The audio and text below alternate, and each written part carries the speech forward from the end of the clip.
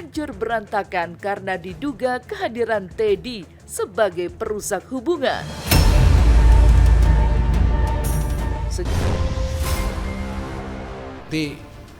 Azab datang udah. Masih mending waktu itu gua ngelaporin itu pasal perzinahan.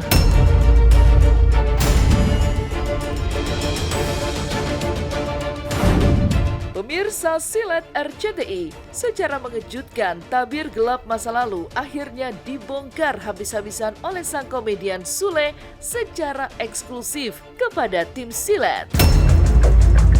Bukan hanya soal harta peninggalan almarhumah Lina Jubaida yang diduga dikuasai oleh Teddy Pardiana dan kini malah bertambah menuntut hak waris, Sule kini berani mengungkap fakta perih bahwa rumah tangganya dahulu hancur berantakan karena diduga kehadiran Teddy sebagai perusak hubungan.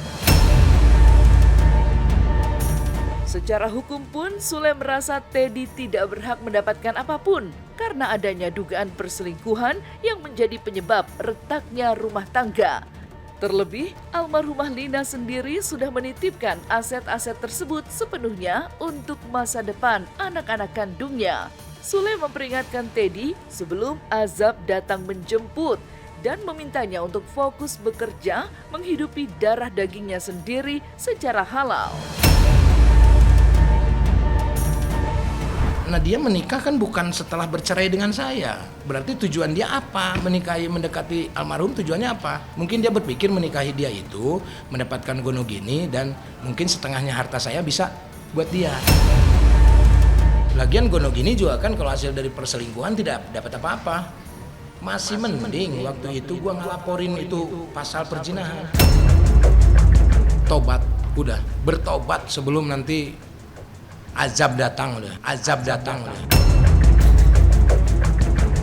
Lebih lanjut, Sule mencurigai adanya kejanggalan besar terkait hilangnya dokumen-dokumen penting dari dalam safety box, di mana Teddy diketahui memegang akses kunci tersebut. Sang komedian pun menuntut Teddy Pardiana untuk berani duduk bersama, mengakui semua kesalahan dan mempertanggungjawabkan raibnya aset-aset berharga sebelum melangkah lebih jauh soal status hak waris Bintang. Bagi Sule, manuver Teddy yang bersikeras meminta penetapan ahli waris saat ini dicurigai hanyalah sebuah trik untuk mencari jalan tengah atau win-win solution karena sebagian aset diduga sudah tidak ada lagi bentuknya. Di safety box itu semuanya ada. Secara tertulis di sini bahwa menyerahkan. Nah, itu dia juga punya kunci gandanya. Setelah diambil, ada beberapa yang nggak ada. Masa iya pengacara, saya nanyain sama pengacara, Pak ini kok nggak ada? Masa iya pengacara ngambil surat rumah buat apa? Apakah ini sebuah trik bahwa dia minta ditetapkan ahli waris dan mungkin ini sebagiannya udah nggak ada mungkin supaya jadi win-win solution?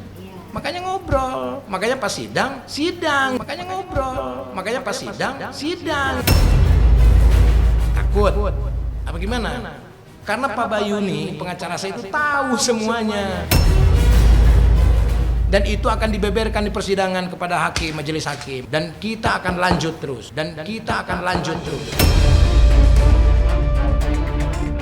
Di tengah perseteruan harta yang kian meruncing, sebuah fakta menyentuh hati justru terungkap mengenai nasib si kecil Bintang. Sule secara terbuka membeberkan bahwa selama ini beban biaya hidup Bintang sejatinya pernah ditopang oleh kakak-kakaknya Rizky Febian dan Putri Delina. Jika memang Teddy merasa sudah tidak sanggup lagi merawat dan membiayai Bintang, Sule meminta agar anak itu diserahkan saja kepada Putri Delina untuk diasuh dengan layak. Bukan tidak mau membiayai. Kan bukan berarti Putri juga tidak ngasih. Gitu loh. Dari zaman kecil, dari diurus Pak Ecet. Kenapa waktu itu diurus sama Pak Ecet, terus biaya terus dari Putri, dari Aiki ada terus. Jangan mengelak gitu. Jangan bilang tidak membiayai. Jangan mengelak gitu. Jangan bilang tidak membiayai. Kalau tidak sanggup, mengurus, ya udah kasih ke putri. Kalau tidak sanggup mengurus, ya udah kasih ke putri. Jauh dari tudingan menghindar, Rizky Febian justru dikabarkan sangat ingin berhadapan langsung dengan Teddy Pardiana. Iki ingin menuntut jawaban tegas mengenai peruntukan uang miliaran rupiah serta nasib kos-kosan yang kini statusnya menjadi tak jelas di tangan Teddy. Alih-alih mendapatkan apa yang diinginkan, langkah Teddy mengungkit masalah ahli waris kini justru dianggap bak menggali lubang kuburannya sendiri. Pasalnya, manuver hukum ini justru menjadi pintu masuk bagi pihak Sule untuk membongkar tuntas deretan aset yang diduga raib tanpa jejak. Jadi kalau Iki sebenarnya pada prinsipnya nggak keberatan tuh bertemu. Justru kesempatan dia untuk bertemu dengan Teddy itu. Karena banyak hal yang ingin dipertanyakan oleh Rizky Febian. Kalau nggak mau terbalik bahaya dia. Kalau saya sendiri nggak ada yang ditakutkan ya, mau dihukum mau di apa, selama saya bisa menyelesaikan yang berhubungan dengan almarhumah. Udah jelas kok penggelapan mobil. Udah masuk loh dia. Ya Iki karena kasihan sama bintangnya. Kalau bapaknya kelakuannya kayak begitu. Kan dia nggak takut kan? Dia bilang kan, saya nggak takut karena saya memperjuangkan anak saya gitu. Lebih dikira gue takut. Kita kan dari awal udah bilang sebelum permasalahan ini dikuak ke media, sebelum permasalahan ini juga ngeblow up ya ke media, kita juga kan sama Putri sudah bilang bahwa kalau misalkan suatu saat nanti harus mengurus ya kita siap karena itu sebuah tanggung jawab sebagai kakak.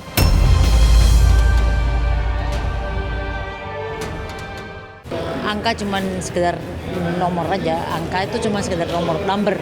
Kita tuh juga sama, jadi dapat kabarnya itu udah nggak ada.